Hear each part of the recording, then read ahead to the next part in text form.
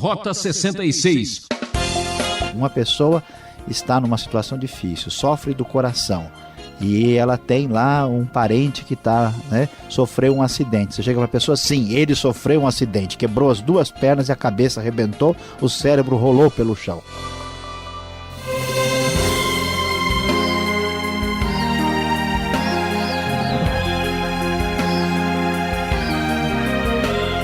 Já estamos rodando na trilha do Rota 66, o programa que mexe com a sua cabeça.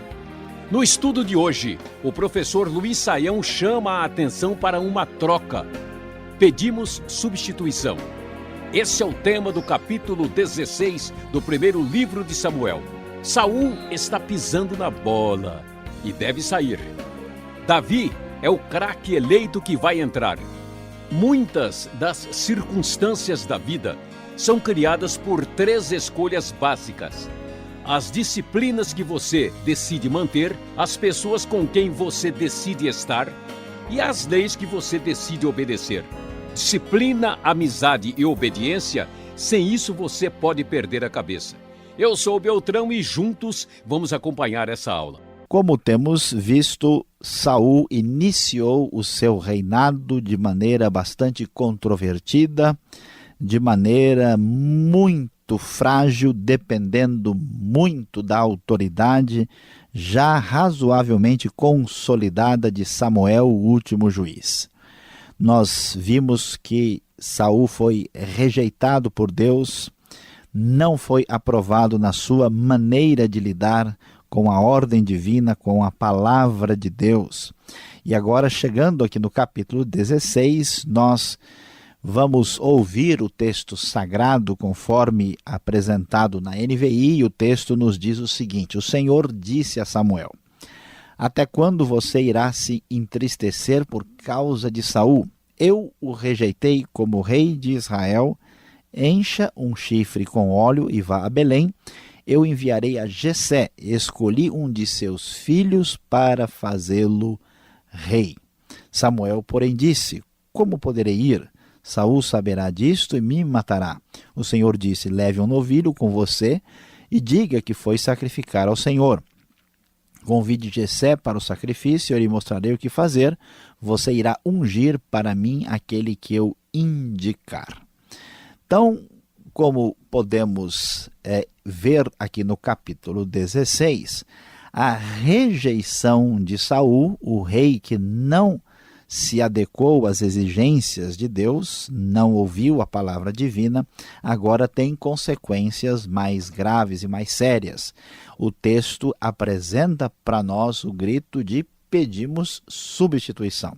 Não dá para continuar com Saul devido à sua performance, a maneira como ele lida com as coisas de Deus, a sua fragilidade de liderança. Portanto, Deus diz para Samuel: você vá a Belém e lá você vai encontrar Jessé, e eu escolhi alguém da família de Jessé para substituir Saul. Saul tinha sido o rei de acordo com as intenções do povo, um rei que agradava o povo, e agora vamos ver o que Deus tem a nos dizer sobre esse rei que irá substituir o primeiro rei de Israel. Então Samuel obedece à palavra de Deus e chega ali à cidade de Belém. Obedecendo ao que o Senhor lhe dissera, Samuel vai e convida a família de Jessé para o sacrifício. De certa forma, isso mantinha Saul também longe desse cenário, e quando eles estão ali sacrificando ao Senhor, o texto nos diz, no versículo de número 6, que as coisas começam a acontecer de maneira muito surpreendente e especial. Quando chegaram, Samuel viu Eliabe, que é um dos filhos de Jessé, e pensou: com certeza é este que o Senhor quer ungir. O Senhor, contudo, disse a Samuel: não considere sua aparência nem sua altura, pois eu o rejeitei. O Senhor não vê como o homem vê a aparência, mas o Senhor vê o coração. É interessante observar aqui a crítica velada à maneira de como as decisões são feitas. Do ponto de vista humano, o que se espera é um rei forte, um rei poderoso, um rei alto, um rei que seja um grande guerreiro, um rei que impressione os olhos. Samuel, mesmo com sua grande experiência, mesmo já vendo o que acontecera na vida de Saul, também está influenciado por esse critério, e ele imagina que Eliabe será o escolhido. E assim, então, no processo de substituição, nós vamos ver o que acontece na sequência, no próximo lance do capítulo. Veja, no versículo 8, Jessé chama Abinadab, e Deus também diz, não é este. E em seguida, Jessé chama o outro filho, que é Samá, mas Deus também não quer confirmar Samá como escolhido. E então 7 dos seus filhos são levados ali, e o texto nos diz, o Senhor não escolheu nenhum destes. Então, nessa hora, Samuel vai e pergunta a Jessé, estes são todos os filhos que você tem? E então, olha só que coisa impressionante, o próprio Jessé nem tinha incluído o seu filho mais novo, o caçula, aqui nesta lista de possíveis pretendentes. Está certo que Jessé não estava imaginando exatamente todos os detalhes, mas é impressionante que ao trazer estes filhos perante o grande líder Samuel, nós vamos observar que Jessé também não tem os mesmos parâmetros que Deus tem. Então, quando ele diz que o caçula que está lá cuidando das ovelhas, Samuel diz, traga-o aqui. Não nos sentaremos para comer enquanto ele não chegar. Jessé mandou chamá-lo e ele veio. Ele era ruivo, de belos olhos e boa aparência. Então o Senhor disse a Samuel, é este, levante-se e unja-o. Samuel apanhou o chifre cheio de óleo e ungiu na presença de seus irmãos, e a partir daquele dia o Espírito do Senhor apoderou-se de Davi e Samuel voltou para Ramá. Vamos observar o que temos aqui no capítulo 16. Nós vemos a rejeição de Saul consolidada. Vemos que Saul, de fato, não é o rei que Deus tem em mente. Deus rejeita Saul, o seu comportamento é absolutamente incompatível com a sua função, a sua maneira de lidar com as coisas de Deus certamente o incapacitam para prosseguir, e Davi é o escolhido de Deus, mesmo que nem a sua família possa enxergar nele aquilo que Deus está vendo. O Espírito de Deus apodera-se de Davi, e a partir daí nós vamos começar a ver um cenário quando Saul vai perder espaço e Davi vai crescer aqui no primeiro livro de Samuel. E é interessante observar que a partir desse dia o Espírito do Senhor apodera-se de Davi. E o que o texto diz na sequência, nessa substituição real, conforme nós estamos vendo aqui a partir agora do versículo 14. O texto diz que o Espírito do Senhor se retirou de Saul. Olha só. E um espírito maligno, é impressionante, vindo da parte do Senhor, o atormentava. Os oficiais de Saul lhe disseram, há um espírito maligno, mandado por Deus te atormentando. Que o nosso soberano mande esses seus servos procurar um homem que saiba tocar harpa. Quando o espírito maligno vindo da parte de Deus se apoderar de ti, o homem tocará harpa e tu te sentirás melhor. É muito, assim, particularmente interessante esta passagem, porque ela mostra algumas coisas interessantes. Primeiro, que há um espírito maligno que o Senhor mesmo permite que atormente Saul. Saul perdeu sua posição perante Deus, agora o Espírito do Senhor não está mais com ele, o espírito maligno que o atormenta, e é interessante que há a expectativa dos seus servos que o toque da harpa, a cura musical, uma espécie de musicoterapia dos tempos antigos, que isso pudesse resolver a situação. O texto não diz necessariamente que isso realmente ocorria, mas que essa era a expectativa. Saul então vai no sofrimento que está enfrentando e pede que eles encontrem alguém que possa fazer isso. E então, olha que coisa surpreendente, um dos oficiais vai e responde: olha, eu conheço um filho de Jessé de Belém que sabe tocar harpa. É um guerreiro valente, sabe falar bem, tem boa aparência, o Senhor está com ele. Então, Saul mandou mensageiros a Jessé com a seguinte mensagem: envie-me seu filho Davi, que cuida das ovelhas. Jessé então apanha um jumento e o carrega de pães, uma vasilha de couro cheia de vinho e um cabrito, e os enviou a Saul por meio de Davi, seu filho. Davi então vai para o palácio, vai apresentar-se diante de Saul. Veja que Deus já está trabalhando no sentido de deixar Davi muito próximo ali da corte real, Davi que é de Belém, Davi que é de Judá, e vamos ver que ele apresenta-se a Saul e passa a trabalhar para ele. Saul gostou de Davi, muito interessante. Davi torna-se seu escudeiro, cresce na sua vida militar ali na presença do rei Saul, sem que Saul tivesse a consciência que ele seria o seu substituto diante das circunstâncias que já vimos nos últimos capítulos que estudamos. Então Saul enviou a seguinte mensagem a Jessé: deixe que Davi continue trabalhando para mim, pois estou satisfeito com ele. Sempre que o espírito mandado por Deus se apoderava de Saul, Davi apanhava sua harpa e tocava. Então Saul sentia alívio e melhorava, e o espírito maligno o deixava. Agora sim, vemos algo que chama a nossa atenção, que essa música, que essa arte davídica de saber manejar bem a harpa, trazia uma tranquilidade suficiente para a Saul, de modo que o espírito maligno não o atingia mais como anteriormente. Então vamos fechar aqui o capítulo 16 no estudo de hoje, observando que a realidade da obra de Deus é muito séria. Saul, vamos assim dizer, ele acabou não levando a sério, sem entender aquilo que Deus priorizava. Por isso, Saul, em função de vários aspectos, perdeu sua posição.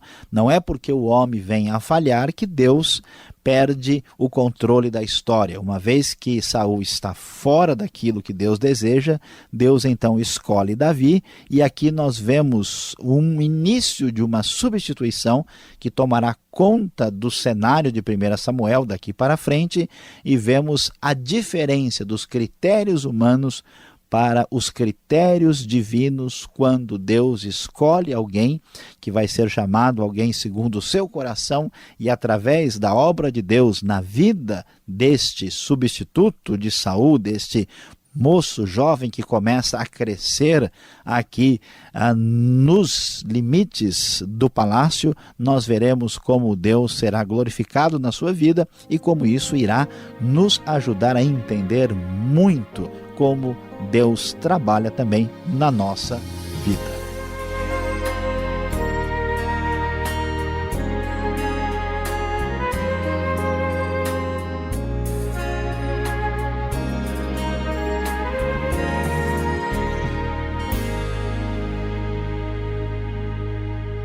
Você está acompanhando o programa Rota 66, o caminho para entender o ensino teológico dos 66 livros da Bíblia.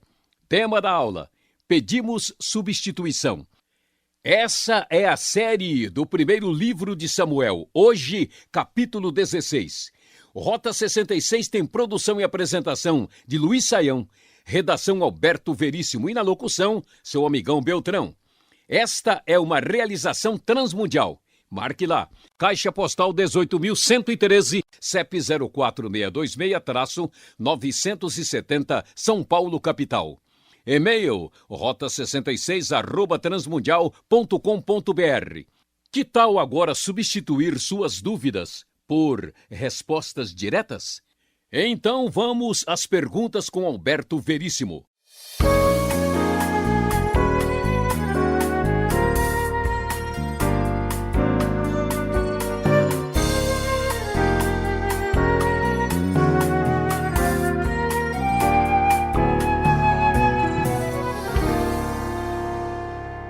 em frente com o nosso estudo de hoje. Pedimos substituição. Ainda bem que eu ainda estou aqui e não fui substituído. Professor Luiz Saião. O capítulo 16, o primeiro livro de Samuel, começa trazendo um assunto ético. Eu olho aqui, existe meia-verdade? Como pode Deus esconder da história esse fato da unção do rei Davi das outras pessoas e Samuel se vê numa saia justa? Pois é, pastor Alberto, realmente essa pergunta aí quase que eu peço para você substituir a pergunta aí, porque é uma pergunta realmente delicada. Veja bem, o que nós vamos encontrar aqui é o fato de que Samuel sabe daquilo que ele deve fazer e ele está preocupado com a atitude, a reação de Saul e como isso de alguma forma iria trazer problemas para o próprio Davi e para a família de Jessé. Então ele pergunta, né, como é que eu vou fazer nessa situação? Então a orientação de Deus, diga que você vai fazer um sacrifício. E de fato foi o que ele fez. Ele, quando o texto diz, ele foi e convidou Jessé para o sacrifício.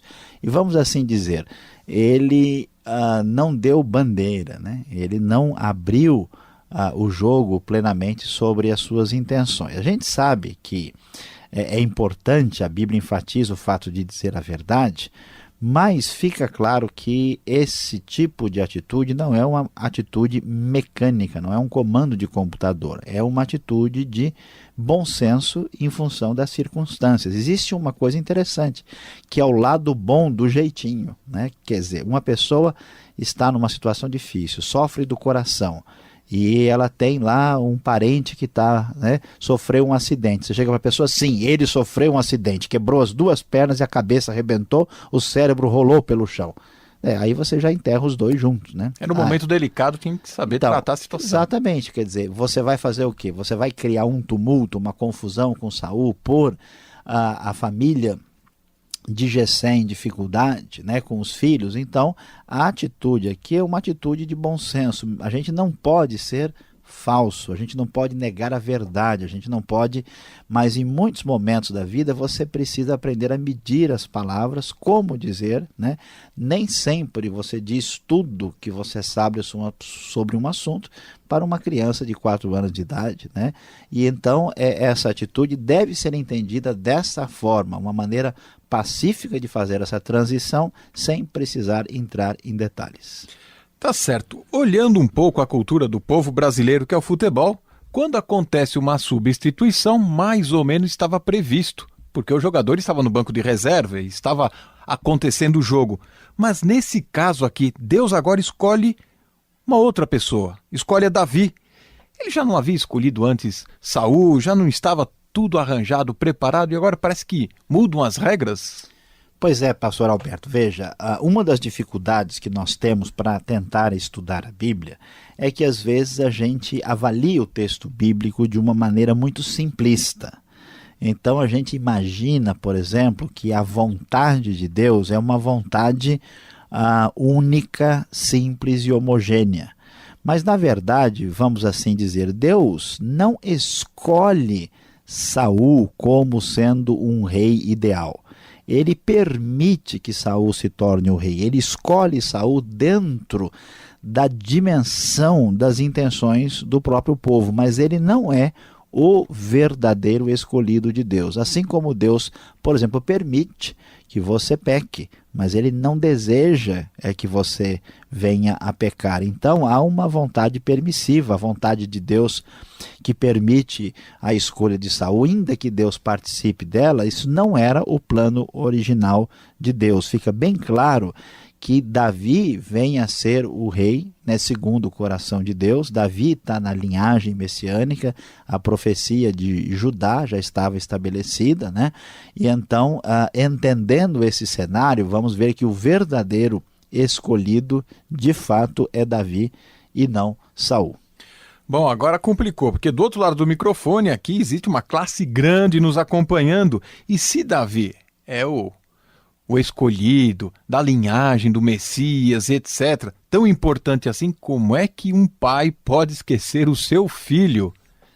Pois é. A gente não pode esquecer de responder essa aqui com bastante atenção, né? Olha só o que nós vemos. Primeiro, não está muito claro se o Jessé tem noção de tudo que está acontecendo aqui nessa visita do Samuel, porque o Samuel diz para ele, né, olha, nós vamos fazer um sacrifício, chame os seus filhos, quer dizer, todo mundo sabe quem é Samuel, alguma coisa de importante, de especial vai acontecer. Pode ser que Jessé estava imaginando que alguma coisa militar, alguém convidado para trabalhar junto ao rei, né, e depois é que fica claro, mas o que o texto quer ressaltar é o seguinte, é provável que Jessé não incluiu Davi, talvez não porque ele tinha algum problema com Davi, mas é que ele imaginou, olha, Davi está fora, né? Ele não tem nada a ver com essa proposta, né? Que nós temos aqui da parte do Samuel. Se chega alguém oferecendo bolsa para a universidade na sua casa, você não imagina, né, que o filho de 10 anos que está terminando, né, aí o curso primário, o ensino, né, fundamental, inicial, você não vai imaginar que isso a gente pensa no mais velho primeiro, no mais velho, né? Então, mas o texto quer enfatizar o seguinte, que Deus de fato trabalha com aquilo que o ser humano despreza. Quando Deus faz a sua obra, ele faz por meio de certas pessoas, vamos dizer assim, de quem a gente não esperava muito. Então Davi, nesse contexto aqui, ele é desprezível, né? Nós temos que olhar para a força, para a capacidade, para o poder humano, e a Bíblia está dizendo o tempo todo que o poder pertence a Deus, e é isso que o texto está mostrando para nós nas entrelinhas. Agora, o poder de Deus assusta de fato aqui no 1 Samuel 16, lá no verso 14. Professor Sayão, explica para nós este espírito maligno da parte de Deus. Se dissesse, olha, da parte, né, de terceiros, ainda dá para engolir, né? Será que não dá para a gente encerrar o programa agora, né? Não, brincadeira. Claro que não. Veja bem, aqui é interessante, essa questão chama a nossa atenção. Veja bem, em primeiro lugar é importante destacar que Deus tem todo o poder. Mesmo os espíritos maus, mesmo Satanás, só faz alguma coisa debaixo da permissão divina. Satanás não é o Deus do mal. Os demônios não são deuses assim distantes e livres do poder soberano de Deus. Então Deus pode muito bem permitir que uma dessas entidades ou que o próprio Satanás faça alguma coisa como fez com Jó, debaixo do seu controle soberano. De certa forma é impressionante, mas até esses espíritos maus, eles acabam fazendo um papel que está dentro da ação soberana de Deus, assim como a tentação de Satanás sobre Jesus aconteceu dirigida pelo Espírito de Deus. Agora, além disso, a gente pode pensar que o que é esse espírito maligno, né? Existem dois significados para essa palavra maligno ou mal. Pode ser um demônio, um espírito mau mesmo, quer dizer, um espírito que vive na sua oposição contra Deus, né? Um verdadeiro demônio, ou pode ser um espírito que é mau no sentido de trazer ruína. Por exemplo, o anjo da morte, lá no livro de Êxodo, que matou os primogênitos do Egito, ele não era um demônio, mas era um anjo que trazia ruína e sofrimento. Então, nesse sentido, ele era um espírito que fazia mal àqueles que estavam debaixo do seu julgamento. Há possibilidade do espírito maligno ser um espírito arruinador, uma espécie de mensageiro de Deus para provocar Saul. De qualquer maneira, sendo um demônio ou um anjo de Deus enviado para trazer ruína sobre Saul, fica claro que Deus mantém o poder e o domínio, inclusive sobre qualquer entidade do mal, porque ele é o Senhor. Muito obrigado, Sayão, pela explicação, e você que está nos acompanhando agora ficou muito mais interessante. Que espírito é esse que só a musiquinha, a harpa de Davi acalmava? Você vai ficar acompanhando a nossa série para descobrir. Agora vem a aplicação do estudo para você.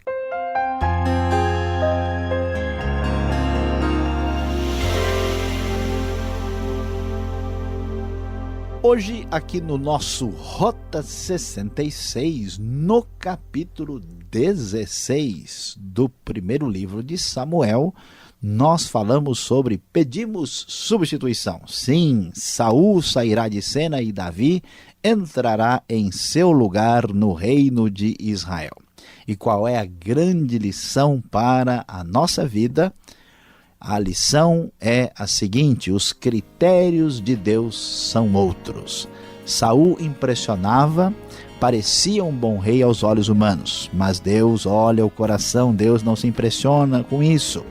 Jessé e Samuel se impressionavam com seus filhos mais poderosos que tinham jeito de guerreiro, mas Deus não se importava com isso. Aprenda a conhecer a Deus para dirigir a sua vida, porque os critérios de Deus são outros, os critérios de Deus são diferentes.